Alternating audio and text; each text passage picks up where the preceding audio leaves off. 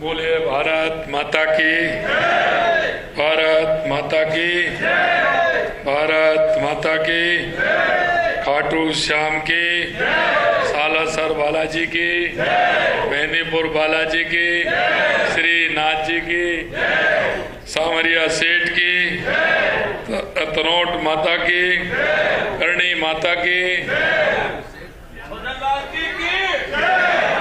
अभी अभी अभी तो सुंदा माता की,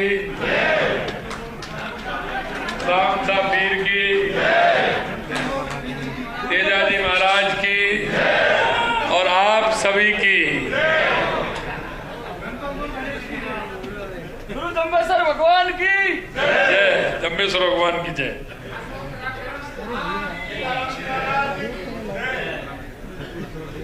आज के इस प्रवासी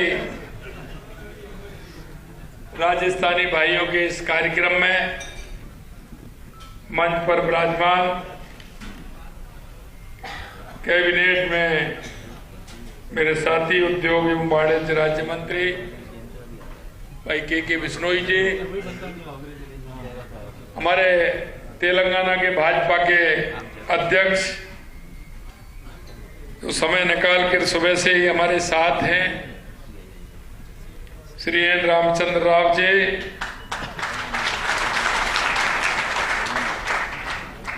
हमारे पूर्व विधायक जिनका उद्बोधन आपने सुना, कम समय में बहुत बड़ी बात उन्होंने कही और ये मान लिए पूरा उद्बोधन उनका जो उन्होंने दिया उसमें सारी कुछ बातें उन्होंने कही हैं। ऐसे प्रेम सिंह राठौड़ साहब, सचिव लेबर विभाग श्री पी रमेश जी, श्री शरद पित्ती जी, सोनलाल कडेल जी, सुभाष अग्रवाल जी, प्रवीण जैन जी और मेरे सामने बैठे मेरे पूजा योग बुजुर्गों, नौजवान दोस्तों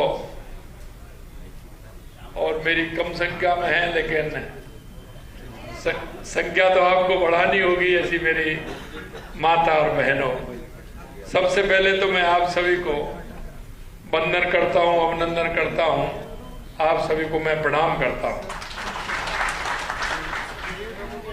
निश्चित रूप से पिछली बार मैं आया था, आप लोगों ने बड़ी गर्मजोशी के साथ मेरा स्वागत किया, अभिनंदन किया। आज भी मैं देख रहा हूं आपके चेहरे पर जो खुशी है वो खुशी का भाव झलक रहा है और यहां आने पर मेरे को ऐसा लग रहा है कि मैं तेलंगाना में नहीं हूं कि राजस्थान के किसी जिले में ही बोल रहा हूं।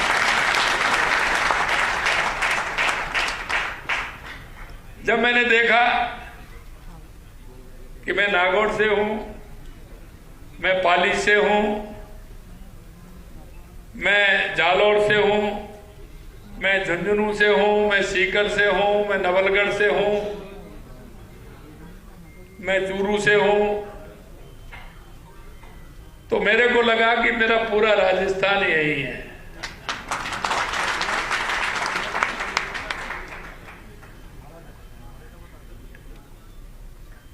निश्चित रूप से मेरे को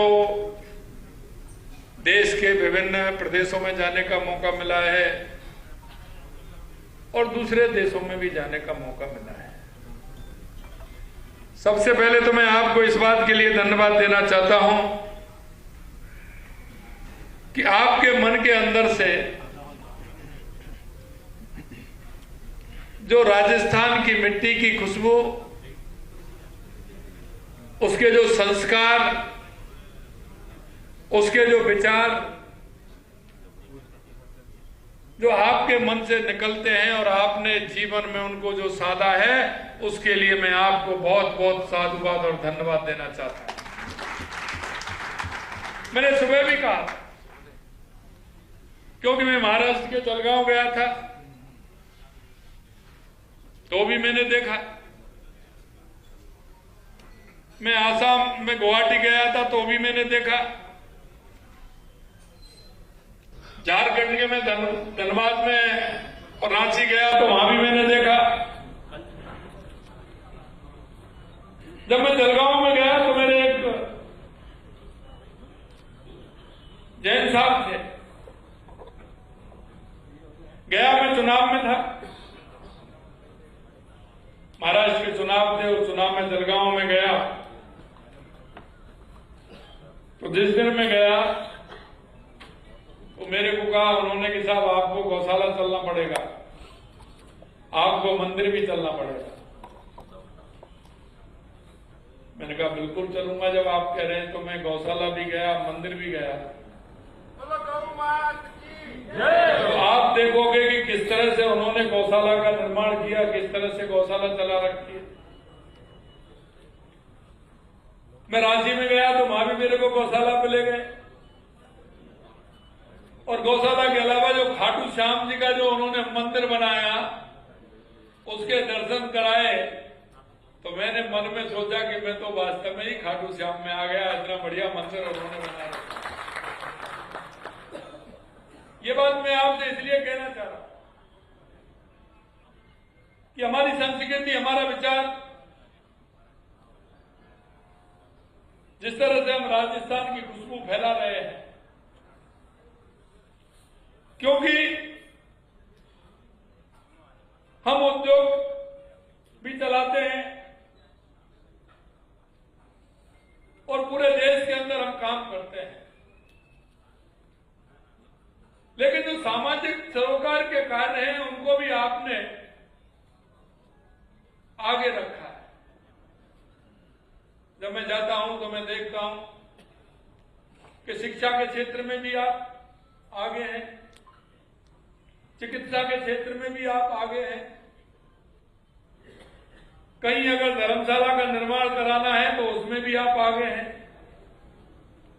कहीं गौशाला का निर्माण होना है तो उसमें भी आगे हैं, कहीं शमशान घाट को सुधार के ठीक करना है तो उसमें भी आप आगे हैं। यानी कि सामाजिक सरोकार के कार्य आप जहां हैं वहां भी उनको कर रहे हैं। और ऐसा नहीं है, जब आप अपने राजस्थान जाते हैं, शादी के बाद बच्चों को लेकर के जाते हैं या कोई भी कार्यक्रम होता है उसमें जाते हैं, देवी मां के दर्शन करने के लिए जाते हैं, देवताओं के दर्शन करने के लिए जाते हैं, तो गांव वाले भी आपको कुछ ना कुछ बताते हैं। तो गांव वाले बताते हैं तो उस काम में भी आपकी सहभागिता बढ़ चढ़ के रहती है, इसके लिए भी धन्यवाद देता हूं। जहां भी मैं जाता हूं मैं देखता हूं ये किसने बनाया। आज भी कम से कम मेरे पास 40-50 ऐसे निमंत्रण हैं कि साहब हमारे ये बॉम्बे रहते हैं, इन्होंने बनाया, इनका उद्घाटन करना है। हैदराबाद रहते हैं, उन्होंने बनाया, उसका उद्घाटन करना है। बेंगलोर रहते हैं, उनको करना है। आसाम रहते हैं, वो बना के गए, उसका उद्घाटन करना है। जहां भी कोई व्यक्ति कहता है कि मेरे अस्पताल नहीं है तो अस्पताल बना देते हैं। जहां कहते हैं कि शिक्षा के लिए बढ़िया स्कूल चाहिए, वहां भी यह बना देते हैं। ये मैं प्रवासी भाइयों को कह रहा हूं। और एक तो बहुत बड़ा काम किया है आपने। मेरे को लगा CR पाटिल जी ने मेरे को एक दिन सूरत बुलाया। मेरा राजस्थान का जो कार्यक्रम था उसके बाद शेखावाटी के लिए यमुना जल का समझौता हुआ, तो उसमें हरियाणा के मुख्यमंत्री थे, मैं था, और हमारे जल शक्ति मंत्री पाटिल साहब थे। मुझे पता नहीं था, मैं हरियाणा का MOU करने गया था, हरियाणा से राजस्थान के लिए हमारी शेखावाटी को यमुना का पानी मिले। उन्होंने उससे पहले 20 लोगों को बैठा रखा। मेरे को बताया कि ये हमारे प्रवासी भाई हैं, ये राजस्थान में काम करना चाहते हैं। मैंने कहा राजस्थान में क्या काम करना चाहते हैं? बोले इनके पूर्वजों ने कहा कहानी सुनाई थी कि राजस्थान में और तो सब कुछ है लेकिन पानी नहीं है। तो पानी के क्षेत्र में काम करना चाहते हैं। मैं आपको संयोग बता रहा हूं किस तरह का संयोग बना है कि देश के यशस्वी प्रधानमंत्री नरेंद्र मोदी जी ने जब हमारी सरकार आई तुरंत हमारी ERCP राम जल सेतु परियोजना जो 17 जिलों में है उसको कर दिया। उसका काम भी प्रारंभ हो गया, उसका शिलान्यास भी हो गया, 2 बांधों का तो उद्घाटन भी हो गया। उसके बाद शेखावाटी का हमारा समझौता हुआ।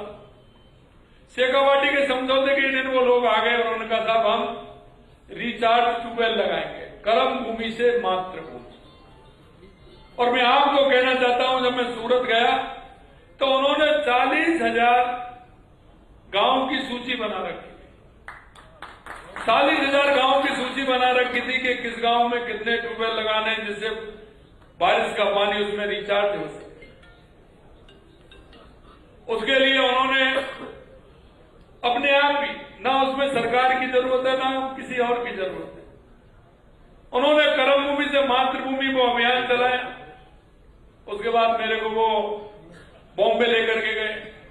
बॉम्बे में उन्होंने मेरे से कहा कि 100 करोड़ रुपए का डोनेट करने वाले हैं, आप आ जाइए। मैंने कहा आता हूं। CR पाटिल जी ने कहा मैं गया वहां तो 200 हो गया और जब मैं वहां से लौट गया तो 250 करोड़ रुपए का उन्होंने किया।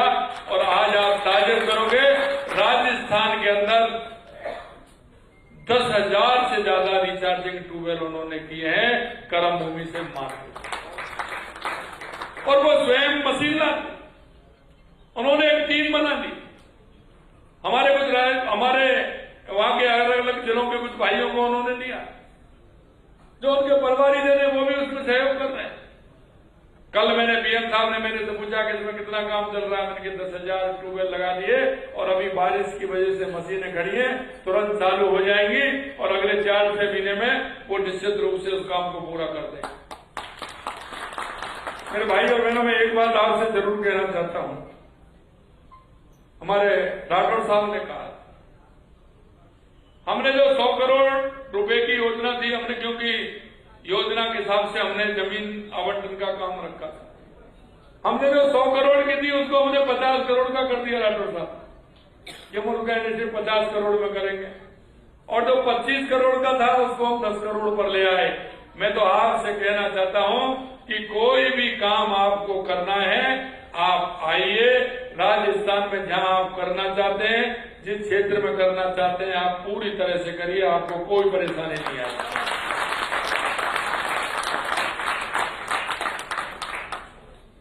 राजस्थान के अंदर बहुत संभावना है, बहुत संभावना है, हर क्षेत्र में संभावना है। अभी मैंने 10-15 दिन पहले शेखावाटी की एक मीटिंग ली थी। हमारे जितनी हवेलियां हैं उनके ओनरों को बुलाया, जितने होटल वाले हैं उनको मैंने वहां बुलाया, जितने होटल खोलना चाहते हैं उनको मैंने वहां बुलाया।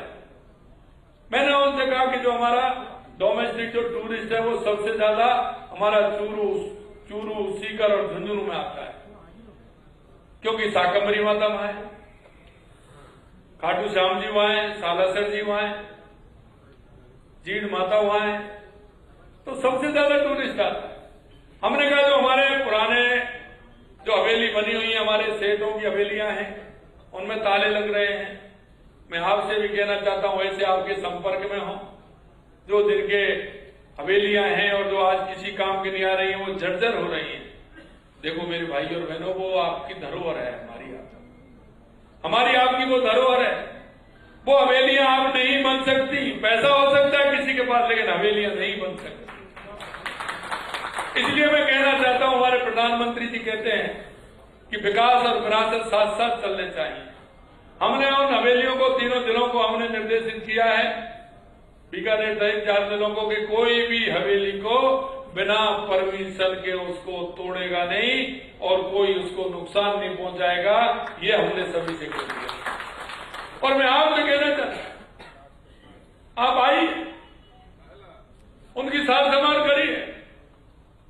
अगर वो उसको देना चाहते हैं तो लीजिए, सरकार नहीं लेना चाहती।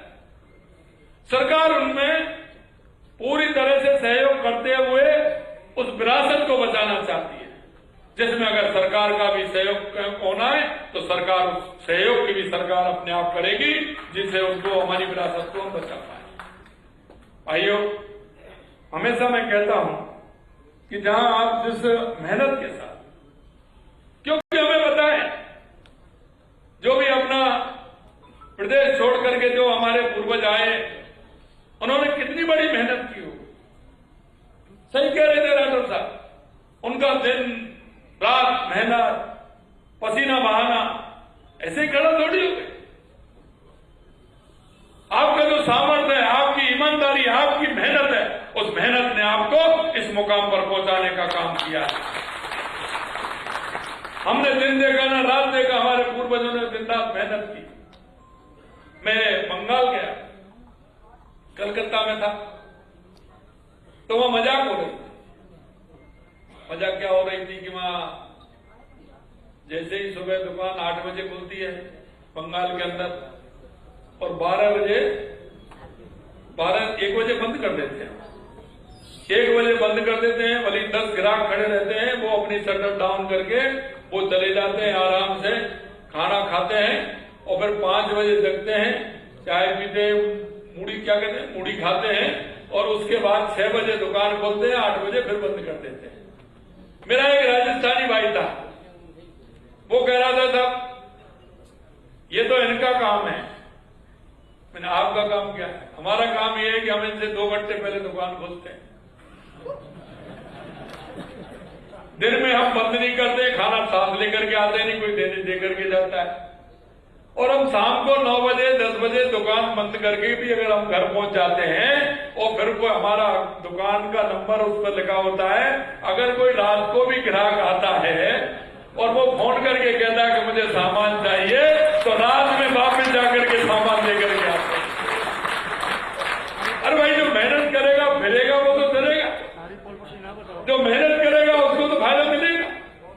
तो हमें पता है कि आपने जिस तरह से हमारे पूर्वजों ने मेहनत करके अपना स्थान बनाया है, और ये गर्व होता है हमें कि पूरे देश के अंदर ध्यान जाते हैं, जहां पूरे देश के अंदर जाते हैं वहां जब मारवाड़ी भाइयों का जलवा देखते हैं, और जब वो नजर किसी बड़ी बिल्डिंग पर पड़ती है, और जब हम पूछते हैं कोई बात होती है, तो वो किसकी है, कोई ये मारवाड़ी की है, तो मन प्रफुल्लित होता है। कोई भी काम अच्छा काम होता है उसको देखते हैं तो निश्चित रूप से मन को यह होता है कि हमारे भाइयों ने वहां से निकल करके कितनी मेहनत की है, और ये मेहनत है और उनका आशीर्वाद है। अभी मेरे से कह रहे थे, क्या नाम है उनका, कि वो कोठारी जी कह रहे थे, कोठारी जी ने कहा कि हमारे पिताजी कहते थे कि वहां जाइए, वो जाते थे, हम तो कहते थे सब वहां क्यों जा रहे हैं, इतनी दूर रहते हैं, कहीं के लिए जा रहे हैं। मेरे भाई और बहनों, मैं आपसे कहना चाहता हूं, उन बुजुर्गों के अंदर जो उस अपने स्थान का, अपने गांव का, अपनी तहसील का, अपने जिले का, अपनी उस मिट्टी का जो महत्व उन्होंने समझा, और उन्होंने उस महत्व को मानते हुए वो 1 बार 2 बार साल के अंदर निश्चित रूप से अपने गांव जाकर के अपने सभी देवी देवताओं को प्रणाम करके और अपने मिट्टी की खुशबू लेकर के वो अपने अंदर उत्साह उमंग भर करके लाते थे, और 4 गुनी शक्ति से वो काम करते। यही मैं आपसे कहना चाहता हूं, आप आराम से आइए, व्यापार के लिए आते हैं तो अच्छी बात है। वो अच्छी बात इसलिए कि अगर आप कोई भी कार्य अगर राजस्थान के अंदर करोगे तो आप साल में 2 बार 4 बार 6 बार 8 बार आओगे। 8 बार आओगे तो 2 3 4 बार दर्शन करने भी जाओगे, जाएंगे कि नहीं जाएंगे? और वहां से निकल के आ जाओ तो खाटू श्याम जी के दर्शन बिना कोई रह सकता है क्या? सालासर बालाजी के दर्शन बिना कोई रह सकता है क्या?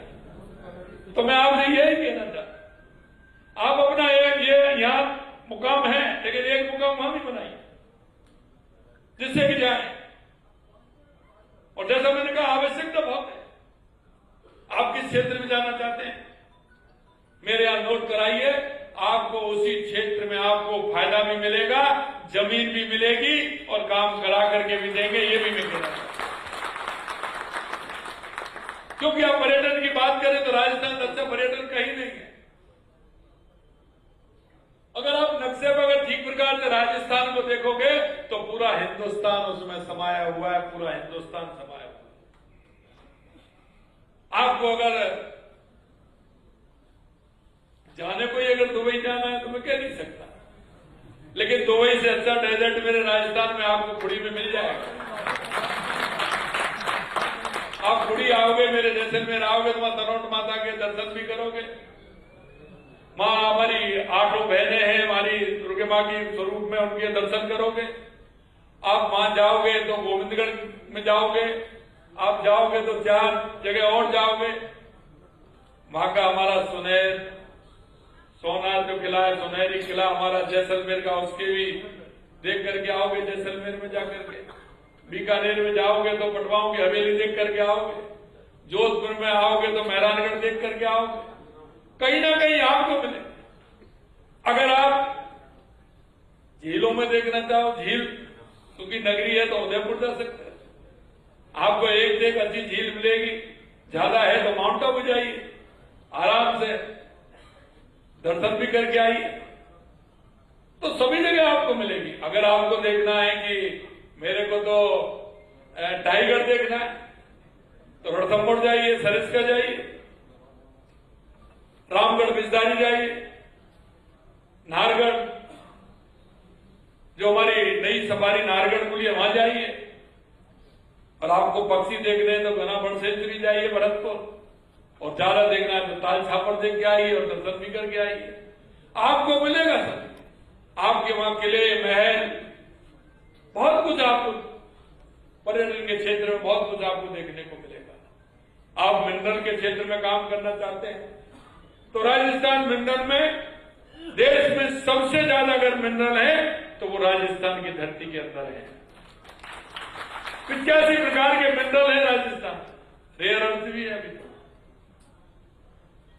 चांदी भी है, सोना भी है, लोहा भी है, जस्ता भी है, पीतल भी है। ऐसा कौन सा मिनरल है जो राजस्थान की धरती में नहीं है? आप आइए। हमने आप देखा होगा इस साल हमने सबसे ज्यादा अगर खनिज में ब्लॉक आवंटित किए हैं तो राजस्थान के अंदर, पूरे देश के अंदर राजस्थान में सबसे ज्यादा ब्लॉक आवंटित किए। अगर आप आना चाहते हो, क्योंकि सूर्य भगवान की भी कृपा है और सोलर का जमाना है, आइए आराम से सोलर लगाइए। सबसे ज्यादा अगर सूर्य भगवान की कृपा है तो राजस्थान में है। जमीन भी हमारे पास भरपूर है, वैसे हम उसमें कट कर रहे हैं, लेकिन आपके लिए तो हम देंगे, आपके लिए तो देंगे हम, इसलिए सोलर में भी आप आ सकते हैं। मैं आपसे यही कहना चाहता हूं कि राजस्थान में बहुत संभावना है। आज की डेट में मैं कहूं तो कम से कम 5 होटलों की आवश्यकता राजस्थान के अंदर है। आज आप पहुंचेंगे, नवंबर से देख लेना, जयपुर के अंदर एक भी होटल नहीं मिलेगा। हर साल 10-20-25 होटल बनते हैं, लेकिन उससे ज्यादा पर्यटक बढ़ जाते हैं। वो कहीं ना कहीं दूर से आते हैं, दूसरी जगह जाके रुकते हैं। राजस्थान में बहुत आवश्यकता है, इसलिए आप कह रहे हैं कि साहब छोटे कारोबार, अरे होटल आप 10 कमरों की बनाइए, 1000 कमरों की बनाइए, छोटा भी बनाए, बड़ा भी बनाए। राठौर साहब, हम तो इसीलिए आपके पास आए हैं। मेरे भाई और बहनों, मैं आपसे स्पष्ट कहना चाहता हूं, राजस्थान आपकी बाट जोड़ा है।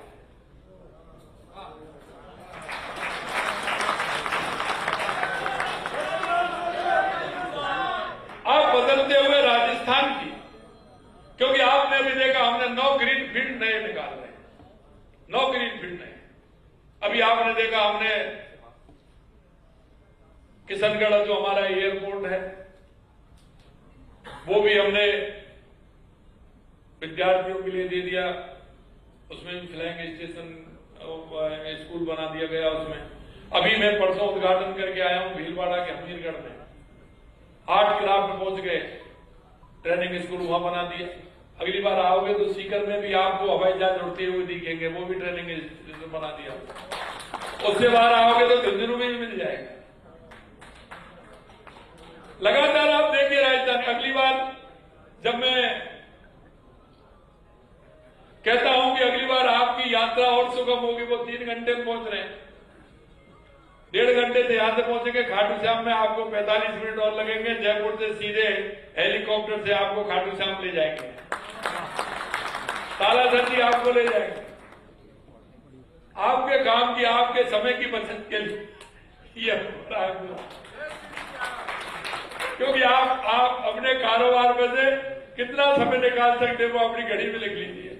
आप बता दीजिए कि हमारे पास इतना समय है, हम आपको राजस्थान के लिए 4 घंटे दे सकते हैं, तो हम 4 घंटे का आपको टाइम टेबल बना करके दे देंगे। आप 4 घंटे आप दीजिए जाने और आने के, यहां से तो वो भी दे देंगे आपको। ये आधा घंटे में दर्शन करा के आपको वापस छोड़ देंगे,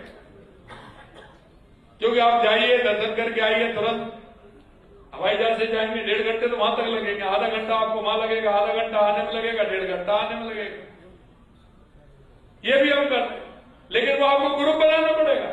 आप कहेंगे अकेले के लिए आ जाओ, अकेले के लिए नहीं होगा, आपको ग्रुप बनाना पड़ेगा। हम वो भी कर रहे हैं कि एक ग्रुप बना करके 50-40 लोगों का ग्रुप बनाए। एक हवाई जहाज आपका यहां से हैदराबाद से सीधा जयपुर जाए, जयपुर से वो लोग वहां से जाए और तुरंत वहां से हम सीकर को जो हमारा एयर स्ट्रिप है उसको हम बढ़ा करके ऐसा बनाना चाहते हैं कि उसमें हमारे 30, 35, 40 का हमारा हवाई जहाज वहां उतर जाए, जिससे तुरंत दर्शन करके और हमारे लोग वापस आ जाए। हम कोशिश कर रहे हैं, लेकिन हमारी कोशिश जब कामयाब होगी जब आपका मन ठीक प्रकार से होगा और आप उस पर ध्यान देंगे और आप ये कहेंगे कि मेरी राजस्थान की खुशबू पूरी दुनिया में जानी चाहिए। तो मैं कहता हूं कि अगर मेरे प्रवासी भाइयों ने ठान लिया तो निश्चित रूप से राजस्थान की खुशबू पूरी दुनिया में जाएगी। आज मेरे से कह रहे थे जब मेरा कार्यक्रम तय हो गया, मेरे नवरात्र आ गए, तो मेरे सभी पूछ रहे थे कि साहब आप नवरात्र में कैसे जाओगे, आप तो जाते नहीं है। मैंने कहा मेरा ये काम राजस्थान वासियों का, प्रवासी भाइयों के लिए नवरात्र है, तो भी मैं जाऊंगा, इसलिए कार्यक्रम आगे नहीं बढ़ा। मैंने तो कहा था कि साहब कार्यक्रम आगे बढ़ा लीजिए। मैंने कहा नहीं, मैं जिस दिन कार्यक्रम दे दिया उसी दिन मैं जाऊंगा। मेरे भाई और बहनों, मैं इतना कहना चाहता हूं आपसे, चर्चा करने को तो बहुत है, लेकिन आपके यहाँ आप भी आइए और आपके जो सहपाठी हैं, आपके यहाँ काम करते हैं और आपके काम करते बहुत लोगों से आपकी दोस्ती और मित्रता हो गई है, और हम चाहते हैं कि उन लोगों को भी लेकर के आए, वो भी आए, वो भी अपना काम एक तेलंगाना में करें तो एक राजस्थान में भी अपना काम डालें। और मैं हमेशा प्रवासी राजस्थानी भाई हमारे जो होते हैं, मैं एक ही बात उनसे कहता हूं हमेशा कि आपके मन में जो राजस्थान के प्रति जो आपका लगाव, जो प्यार वो है, वो ऐसा ही रहना चाहिए। क्योंकि आपने देख लिया कोरोना के समय हमारे पुराने जो घर थे ना वो सब खुल गए, खुलेंगे नहीं खुले। गांव में आप कौन कौन गए थे कोरोना के समय में? आप में से गए कि नहीं गए? देखो कितने गए, कितने गए कोरोना के समय? ये गांव पहुंच गए वापस, गए कि नहीं? इसलिए मैं कहना चाहता हूं उस हवेली को, घर को, उसको दुरुस्त रखिए और वहां आप जब वो सही होगा तो आप जाओगे तो राजस्थान के लिए उससे भी फायदा मिलेगा।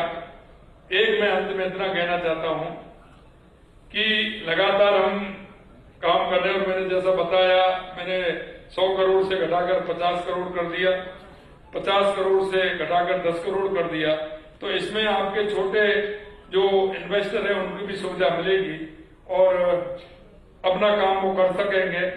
एक मैं हमेशा कहता हूं, आप शिक्षा के क्षेत्र में लगातार काम कर रहे हैं। मेरा एक विशेषकर शिक्षा के प्रति मेरा एक उद्देश्य रहता है कि कुछ भाई हमारे ऐसे होते हैं, हमारे कई लोग जो बाहर कमाने खाने जाते हैं, उनके बच्चों के लिए आवश्यक है। तो मैंने हर साल, पिछली बार भी 5 हॉस्टल मैंने खोले थे और इस बार भी 4-5 हॉस्टल हमने खोले हैं कि जो बाहर कमाने चले जाते हैं तो उनके बच्चों की पढ़ाई बाधित होती है। हम उसके लिए भी काम कर रहे हैं, जिससे कि वो खाने कमाने के लिए वो बाहर जाते हैं।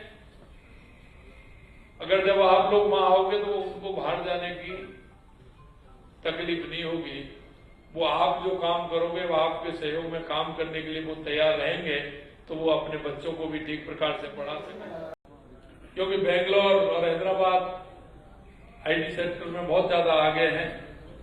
मैं आपसे ये भी कहना चाहता हूं, मैं उनसे मिला, उनसे भी मैंने कहा है हमारे युवाओं का मार्ग प्रशस्त हो, हम इस क्षेत्र में भी आए। जहां आपको ऐसा लगता है कि मैं इस क्षेत्र में काम करना चाहता हूं, राजस्थान आपको बुला रहा है, आप आइए, वहां काम करिए। और आपको मैं जो 10 दिसंबर को होने वाला प्रवासी सम्मेलन है, उसके लिए मैं आपको आमंत्रण करने के लिए आया हूं, आपको पीले चावल देने के लिए आया हूं, आपको निमंत्रण देने के लिए आया हूं। आइए, आप राजस्थान पधारिए और राजस्थान में जो आप चाहते हैं वो करिए। राजस्थान आपकी बाट जो रहा है, पधारो हमारे देश। आप सभी ने बड़ी गंभीरता के साथ सुना और आपका मन मुझे दिख रहा है, मैं जब देख रहा हूं उधर चेहरा मुस्कुराता हुआ दिख रहा है। निश्चित रूप से मेरे को इससे बहुत ऊर्जा मिलेगी, बहुत ऊर्जा मिलेगी। अंत में मैं यही कहूंगा कि आपने जो राजस्थान की मिट्टी की खुशबू फैला रखी है, मेरे भाई और बहनों, उसको बनाए रखें। हमारे राजस्थानी भाई की जो संवेदना है हर व्यक्ति के प्रति, उसको बनाए रखें। हमारी मिट्टी से जो प्यार है, दुलार है, हमारी जो संस्कृति है, हमारा जो विचार है, उसे सजो कर रखें। वो ही हमारी ताकत है, वो ही हमारी पूंजी है कि जहां भी हम जाते हैं लोग हमारा सम्मान करते हैं। वो इसलिए करते हैं कि ये हमारी संस्कृति, हमारे विचार में है। इसको अगर हम बना के रखेंगे तो निश्चित रूप से राजस्थान दुनिया का सिरमौर बनेगा और सिरमौर बनकर के राजस्थान की अच्छाइयां आपको दिखेंगी। इतना ही मैं कहना चाहता हूं। आप सभी को बहुत बहुत धन्यवाद। जय हिंद, जय भारत, जय राजस्थान।